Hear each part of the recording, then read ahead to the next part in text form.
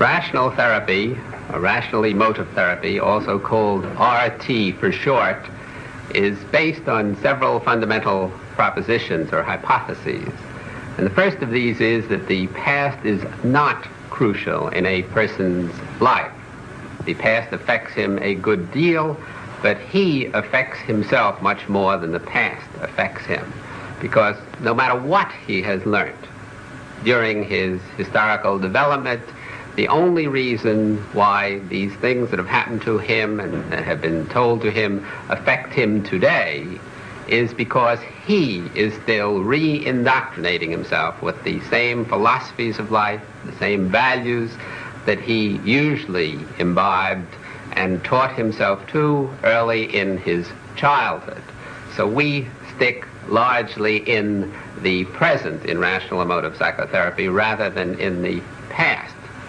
And we believe that today the individual experiences negative emotions, self-defeating behavior, inefficiencies, because he now is indoctrinating himself with what we call simple exclamatory sentences, which involve ideas.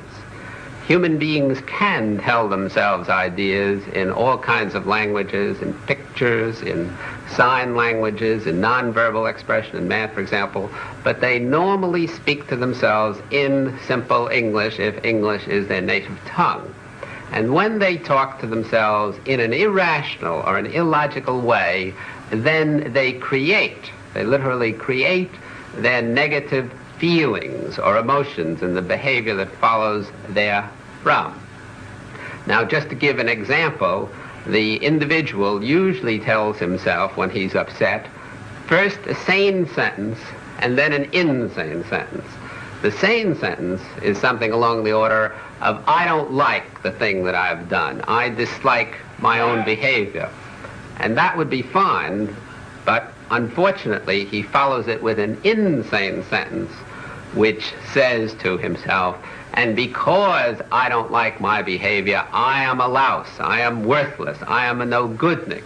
And this thoroughly insane sentence, which is a sentence of faith unfounded on fact, which has no empirical reference, which is a kind of superstitious or dogmatically religious system, creates what we call his anxiety, and through his anxiety, his depression, his guilt, his other forms of self-defeatism. Or again, the individual tells himself the same sentence, I don't like your behavior, when, let us say, somebody has acted badly with him, and instead of following that up with that because I don't like your behavior, I can still stand it, and I'm going to try to get you to change your behavior, he says, I can't stand your behavior. Or in an absolutistic, godlike, grandiose manner, you shouldn't be the way you are because I think that I don't like the way you are. Now, it's these second B sentences which upset the individual. Or another way of putting it, as Epictetus, a Roman philosopher, said many years ago, it's not what happens to us at point A that upsets us, it's B, our view of what happens to us. And in rational-emotive psychotherapy, we go after this individual, the patient's view, and show him that whatever he thinks has upset him, usually some external situation, what somebody else has done, it's really what he's telling himself about this thing, this event, which upsets him, and although he may never be able to do anything about the external event at A, he can change the internal event, his sentence, his belief to himself at B. Now, in rational-emotive psychotherapy, we try to show the patient three kinds of insight in contradistinction to some other therapies, which usually emphasize one major kind. The first kind we try to show him is that all his behavior, especially his negative, self-defeating behavior, which we're interested in, which is upsetting him, has clear-cut ideological antecedents. He may have learnt these, as I said before, in the past, but right now, today, he must still believe these same ideologies, else he would not get the negative behavior that flows therefrom.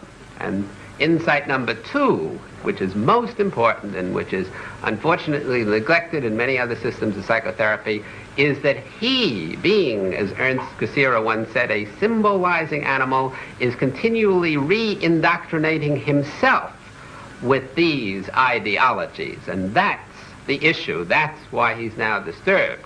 Now, insight number 3 is that even when he sees clearly what he's telling himself and that he's telling himself nonsense, only by work and practice, by continually reassessing and revaluing his own philosophic assumptions, will he ever get better.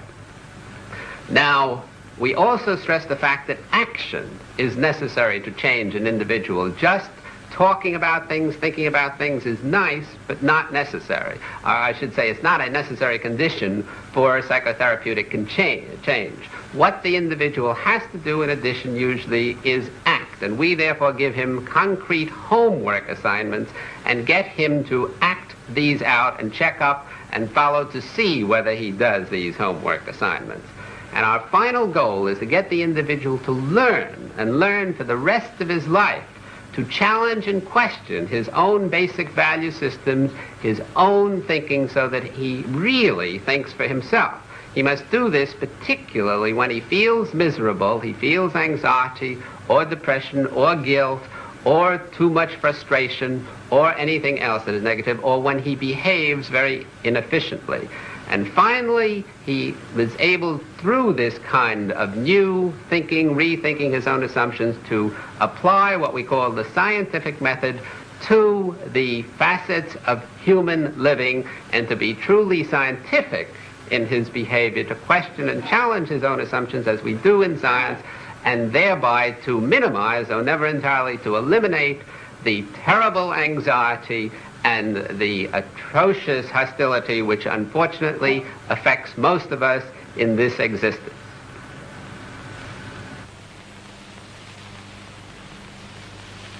Hello, Gloria. I'm Dr. Ellis. You want Dear Dr. Ellis. Be seated, please? Mm-hmm. Well, would you like to tell me what's bothering you most? Yeah. I think the things that I'd like to talk to you the most about are adjusting to my single life. Mostly men, I guess. As a matter of fact, I don't know if I'm doing the wrong thing, but I'm going to refer to your book anyway, because this is what I'm impressed with, the book about the Intelligent Woman's Guide to Manhunting.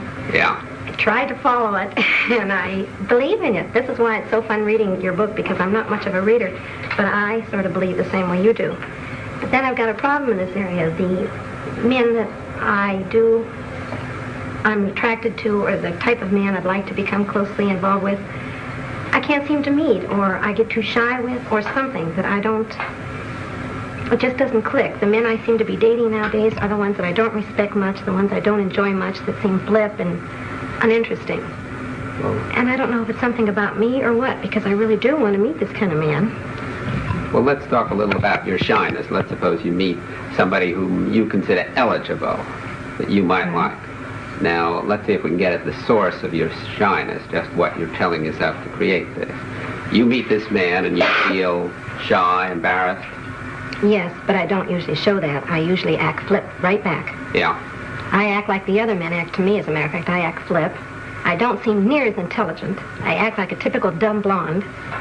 I'm just not myself with him. I'm more on at ease.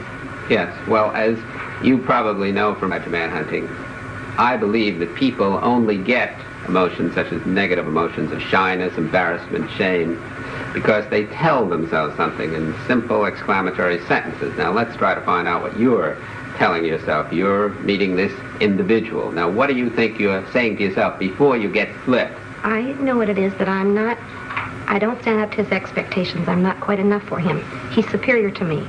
Although I want this type of man, I'm afraid I won't have enough to attract him. Well, that's the first part of the sentence, and that might be a true one, because maybe he could be superior to you in some ways. Maybe he wouldn't be attracted to you, but that would never upset you if you were only saying that. I think he may be superior to me. Now, you're adding a second sentence to that, which is, if this is so, that would be awful. Well, not quite so extreme as that, because I've thought about that, too. It's usually, I've missed my chance again, because when I want to if I want to show the very best of myself, because I think I have self-confidence and I have enough to offer. Yeah. But when I get afraid like that, then I show all the bad qualities. I'm flip, I'm then I'm so much on the defensive that I can't show my good qualities. And it's like I missed my chance again. There was a good opportunity to be close to this man, and I loused it up again. All right, but even let's suppose you're saying that, and I think you really are, but you must be saying something else too, because if you were just saying, hell, I missed my chance again, you'd say, all right, next time I'll take advantage of what I learned this time and do it a little better. Now, you still must be saying, if you feel shame, embarrassment, shyness, there's something pretty bad about your error in missing your chance again. I don't know if this follows in context to what you're saying, but the thing I do feel is that I get suspicious then. Am I the type of woman that will only appeal to the ones that are to not my type of guy anyway? Is there something wrong with me? Am I never going to find the kind of man I enjoy? I always seem to get the other ones. All right, now you're getting closer to what I'm talking about, because you're really saying, if I am this type of woman that none of these good, eligible males are going to appeal to, then that would be awful. I'd never get what I want, and that would really be something frightful, isn't Plus, it? I don't like thinking of myself that way. I want to put myself on a higher standard. I don't like to think that I may be just an average Jane Doe. But let's just suppose, for the sake of argument at the moment, that that were so. All right. That you were an average Jane Doe. Now, would that be so terrible? It would be inconvenient. It would be unpleasant. You wouldn't want it. But would you get an emotion like shyness, embarrassment, shame out of just believing that maybe I'm going to end up like Jane Doe? I don't know. Well, I don't think you could, because you still would have to be saying on some level, as I think you've just said, and it would be very bad. It would be terrible. I would be a no-goodnik if I were just Well, Jane plus, Doe. I'd never get what I want. If I were just a Jane Doe, and if I'd have to accept that, I'd never get what I want, and I don't want to live the rest of my life with just icky men. Well, I it's wanna not necessarily so that you'd never. You really mean your chances would be reduced, because we know some icky girls who get some splendid men, don't Oh, we? that's Yeah. right. You That's see, right. so you're generalizing there. You're saying it probably would be that I'd have a more difficult time, but then you're jumping to, therefore, I'd never get it all. You see Well- the catastrophizing there that you've jumped to. Yes, but it feels that way to me at the time. It seems like forever. That's right, but isn't that a vote of non-confidence in you? An essential vote Yes. of non-confidence? Yes. And the non-confidence is because you're saying, one, I don't want to miss out on things. I would like to get the kind of a man I want and be a, in your words, superior kind of girl who gets a superior kind of man. Yes. But if I don't, then I'm practically on the other side of the chain completely, a no-goodnik, somebody who will never get anything that I want, which is quite an extreme away, isn't it? Yes. And that's what I call catastrophizing, taking a true statement, and there is a good deal of truth in what you're saying, if you didn't get the kind of a man you wanted, that it would be inconvenient, annoying, frustrating, which it really would be, and then saying, I'd never possibly get what I want, and even beyond that, you're really saying, and then I couldn't be a happy human being. Aren't you really saying that on Yeah. some level? But let's just look at that. Let's just assume the worst, as Bertrand Russell once said years ago. Assume the worst, that you never got at all, for whatever the reasons may be, the kind of a man you want. Look at all the other things you could do in life to be happy. Well, I don't like the whole process. I don't even like as I'm going through it. I don't... All right, even if it wasn't a catastrophe, Yeah. even if I didn't look at it as a catastrophe, I don't like the way I'm living right now. For example, when I meet somebody that I'm interested in that could have some potential, right away I find I'm not near as relaxed with him.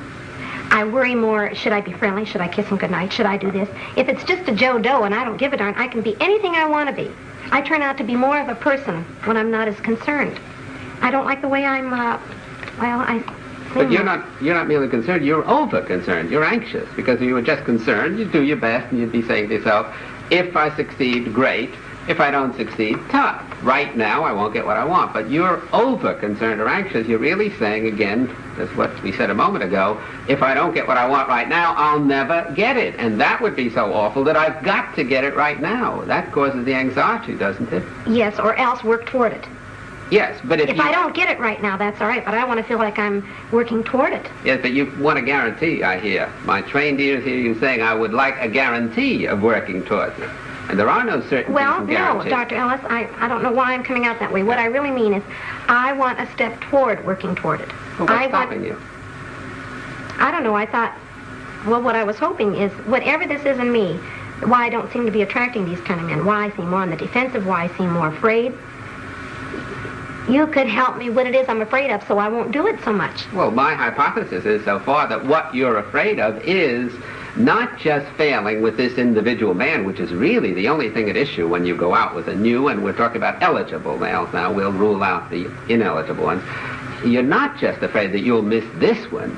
You're afraid that you'll miss this one, and therefore you'll miss every other, and therefore you'll prove that you are really not up to getting what you want, and wouldn't that be awful? You're bringing in these catastrophes. Well, you sound more strong at it, but that's similar. I feel like this is silly if I keep this up. If you keep There's what something up? I'm doing. There's something I'm doing not to be as real a person with these men that I'm interested in. That's right. You're defeating your own ends by... I've done it again. Right. If I weren't so doggone anxious about trying to hook this guy, I could be more real. He's going to enjoy me more if I'm real anyway. So I'm only giving him the stinky part of me. Right. How can anybody I respect a chooch? And that's what I am when I don't really come through. But look how you just devalued yourself. Let's just suppose, for the sake of argument, you kept giving the stinky part of you. Right. A human being, another person who's trying to get interested in you, might not like these attributes, these characteristics of you, but I don't think he's going to despise you as a person, which No. you are really doing. I'm harder on myself than I think That's he is. exactly But he the just point. doesn't like me. There's not enough to me. Right, and I say before, if people just didn't like you and you went through enough of them, and it would be hard to go through enough, but it would be possible, you'd eventually find one who did like you and whom you liked. But as long as you devalue yourself personally in your own eyes, you complicate the problem enormously, and you're not focusing on how can I be myself, change the traits. If you, for example, had let us just say, a mangled arm, and you wouldn't accept your whole person, your being, because of this mangled arm, then you would focus so much on that mangled arm that you wouldn't be able to do things that you wouldn't otherwise be able to do. That's almost what I do, yes. Yes, you see, that's exactly, so you're taking a part of you, an arm, and focusing almost completely on that. Just to bring it down to our own conversation, you're taking a part of you, your shyness, your not being yourself with males, and focusing so much on that part that you're almost making it the whole of you. And you get an awful picture of your total self because of this defective part, and we're assuming, you and I, that it is defective. We're not glossing over and saying, no, you're doing all right. You're not doing that well. Right. Now, if you could accept yourself for the time being with this defective part, with these attributes, and not beat yourself over the head, as I feel you definitely are doing, then it becomes a relatively simple problem to work and practice against this negative attribute. In other words, let's get back to that now, how to be yourself. Let's just suppose for the moment that you really were fully accepting yourself with your failings. All right. You know you're going to go out, and you know you're going to screw up with the next man, the man after that in all probability, but you're saying, all right, I have to go through a learning process. That's too bad. I won't be very good during this while, but I'll do it just as I would at ice skating, where I'd have to fall on my neck for a few times before I learned to ice skate. Okay, now let's suppose that. Then, if that was so, if you were really accepting you, you'd go out, take the risks of being you. Because after all, if you do win one of these men, you have to be yourself. You're not winning them for a day. You're not winning them for an affair. I assume you want to marry one of these individuals eventually and be with them on a long time But mostly a long basis. relationship. I don't think so much Yes. of marriage as a long All right, relationship. a long relationship in the course of which you couldn't act. So we don't want to give you some technique of acting well that he'll later find out was a role-playing Right. sort of thing. Yeah. So you have to eventually be yourself. Now, if you really weren't so disturbed about these current failings of yours, you could go out and be this self of yours. Ask yourself, what do I really want to do with this man to help enjoy him and have him help enjoy me, because that's the basic function of life, enjoyment, which we tend to lose. And you'd force yourself to take the risk of being that, because if you succeeded, great. If you failed, too bad. Either you're not for him, or he may even not be for you. Because don't forget, you said before, when these men reject you, you assume right away it must be my doing and my fault. You know, they may not be your cup of tea, and you may not be their cup of tea, and it's nobody's fault. It's just true incompatibility. Well, it could be, yes. You see. Yeah. So if you would really accept yourself as you are, and then force yourself, and if you were one of my regular patients, I would give you this homework assignment and then check up on you to see whether you could force yourself to open your big mouth and be you for a while, even though it hurt with these males, you would find that A, you would start being yourself and gradually lopping off these inefficiencies, which incidentally are the result of not being you, but watching yourself from the outside while you're trying to be you, which is almost impossible, because you can't spy on yourself and still be yourself very well at the same time. No, but it would become like a habit. After a while, if you took the risks and forced yourself to, as I said, open your big mouth, and even though you thought maybe it'll come out badly, maybe he won't like me, maybe I'll lose him completely, and so on and so forth, then you'd start swinging in the groove and being what you want to be, and I would almost guarantee that you'd become more practiced and less inefficient, especially in terms of the shyness, because you wouldn't be focusing on, oh my God, isn't this awful, how bad I am. You would be focusing on what a nice individual this is, and how can I enjoy him, which is the focus. Well, the usually my focus is relationship. the opposite way. Right. How can I be more attractive to him, and how can he be pleased by me? Because underneath, if I am not, then I cannot enjoy myself. I refuse to accept myself unless I attract and win this good individual. Isn't that what you're basically saying? Yes, and I even go further, Dr. Ellis, when there is one of these men I come in contact with, and I find that I want to cultivate more of a relationship. Well, if he accepts me and we're going along pretty great, I find myself constantly on the defensive, constantly watching the way I sit, not drinking too much, the whole time, instead of just relaxing and saying he'll either like me or he doesn't. In emotion psychotherapy, you're giving a very good illustration of why other directedness doesn't pay. Because if you really are defining yourself in terms of others' estimation of you, then even when you're ahead of the game and you're winning them, you have to be saying to yourself, will I win them today? Will I win them tomorrow? Will I keep winning them? And you're always focused on, am I doing the thing to please him? And you never are yourself. You never have a self. While if you're saying, what do I want to do in life? There must be some human beings who would like me the way I am. Let's see if this is one of those human beings. Then that's the only way, isn't it, that you can be. You see? Yeah. Now, we haven't got too much time now, so let's try to get it off on a constructive note of more concretely what you can do. You asked before where you can go, how you can meet new people. I'd say that, I don't know this particular area, but it's almost any place. If you could do what we are talking about, really take risks and focus on what you want out of life, and on the fact that it's going to take time, which unfortunately it does, and it is not awful, and you're not awful while it's taking that time, then you can leave yourself open unshyly to all kinds of new encounters. And these encounters can take place on buses, while waiting for a streetcar, if they have streetcars in this area, at cocktail parties, anywhere. You can talk to people who look eligible. You can ask your friends to get you eligible males, and so on. But the main thing is that you have to, A, like yourself while you're not doing badly, and B, not be intolerant against conditions which are bad. And I'm agreeing with you that they are. Now, as I said, I would give you, if you were a patient of mine, the homework assignment of deliberately, very deliberately going out and getting yourself into trouble. In other words, taking the most eligible males you can find at the moment and forcing yourself, risking yourself to be you. Are you saying even if it were like if I went into a doctor's office to start a conversation with him because he was attractive to me or he appealed to me? Right. I'd even go so far as to starting out a conversation with him, a personal one? Why not? If he's an eligible individual, any kind of an eligible individual. Well, I feel you accept that, but that seems awfully brazen or something. Well, let's suppose it is brazen. What have you got to lose? The worst he can do is reject you, and you don't have to reject you if you were thinking along the lines that we've been 25 minutes or so. Oh, yeah. Now, can you try to do that? I think so. It sort of gives me a spurt to go out and see. You're right, that's all I can do is be rejected. Right. And that leaves you intact. It just leaves you, unfortunately, not for the moment, getting what you want. So you try the one you've already read, and I'll be very interested in finding out what happens. Oh, I'm excited about it. Well, it was certainly very nice meeting you, Gloria. Thank you, Doctor.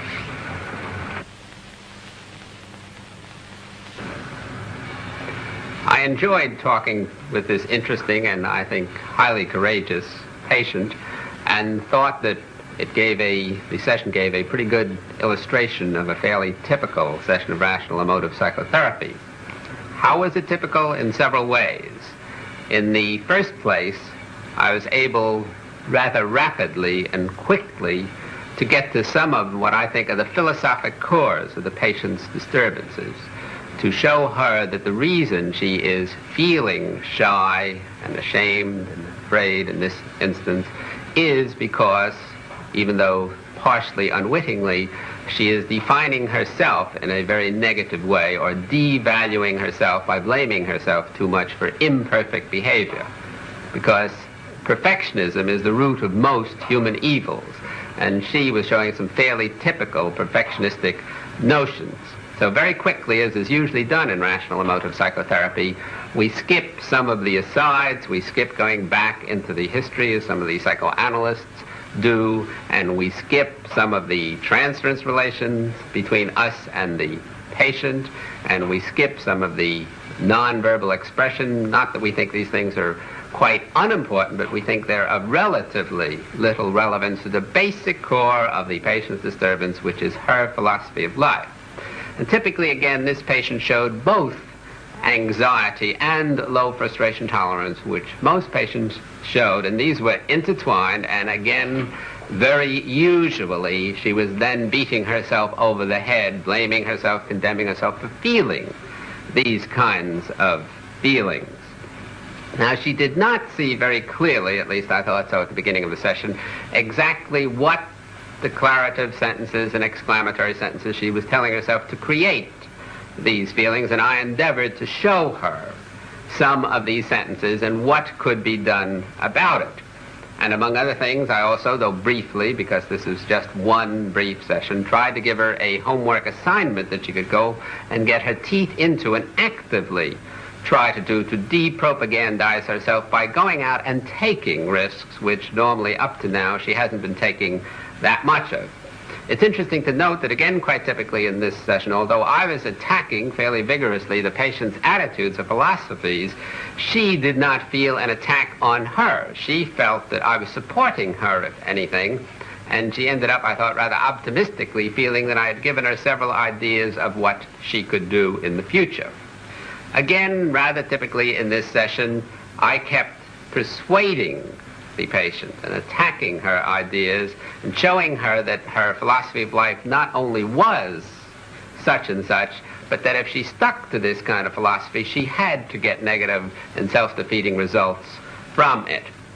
And then I kept persistently going on, even though at times she became defensive and wasn't quite accepting by any means what I was saying. I didn't let this bother me, but kept going on against her basic core system, her value system, because this is, again, what bothers patients, that they give up very easily on attacking their own negative evaluations of themselves, and therefore they persist forever.